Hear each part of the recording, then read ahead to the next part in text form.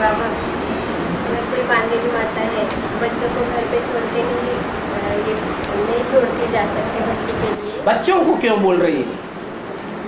बच्ची के लिए कह सकती हो। कोई नौजवान बच्ची घर में है तो नौजवान बच्ची को अकेला छोड़ करके माता को घर से बाहर नहीं निकलना चाहिए अगर ज्ञान में चल रही है तो। क्यों? क्योंकि माता की सबसे बड़ी ड्यूटी है ज्ञान में कन्या रूपी तलवार की सुरक्षा करना।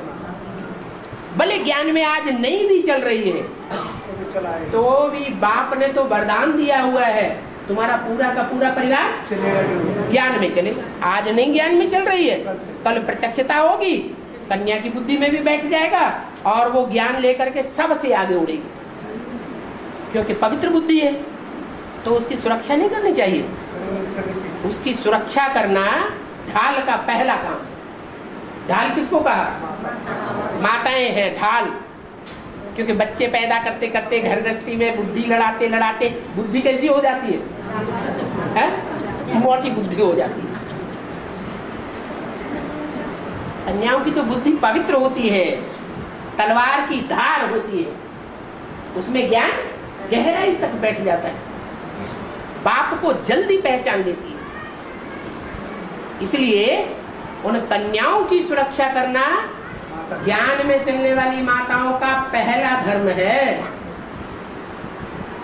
वो सेवा को छोड़ करके, ईश्वरीय सेवा को छोड़ करके कोई अपनी उपलब्धि में भाग खड़ा हो, बाबा की वाणी सुननी है तो स्वार्थ हुआ या परमार्थ हुआ? तो स्वार्थ हो गया। जो परमार्थी होता है वो प्राप्ति करता है, त्याग और तपस्या से भाग्य बनता है।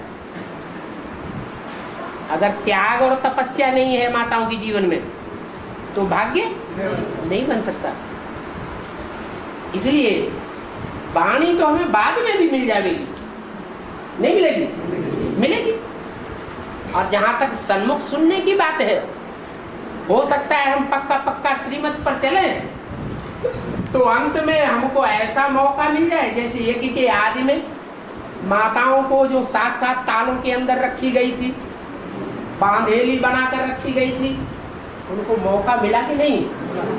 साथ में बाप के रहने का, साकार में साथ रहने का उनको जितना मौका मिला उतना दुनिया में किसी को नहीं मिला। तो जो आदि सो अंत नहीं हो सकता है? हो सकता है। तो जब ऐसी पवारा होगी तो माताएं ऐसी बांधेली आगे बढ़ेंगी या पीछे रहेंगी? आगे बढ़ जाएंगी।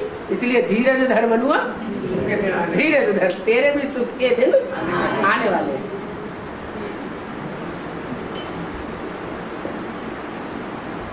तो माताओं का धैर्य उड़ जाता है, मेरे भगवान हाथ से निकल गया, भगवान इस सृष्टि पर आया, साकार में आया, अब मैं खाली हाथ रह गई। और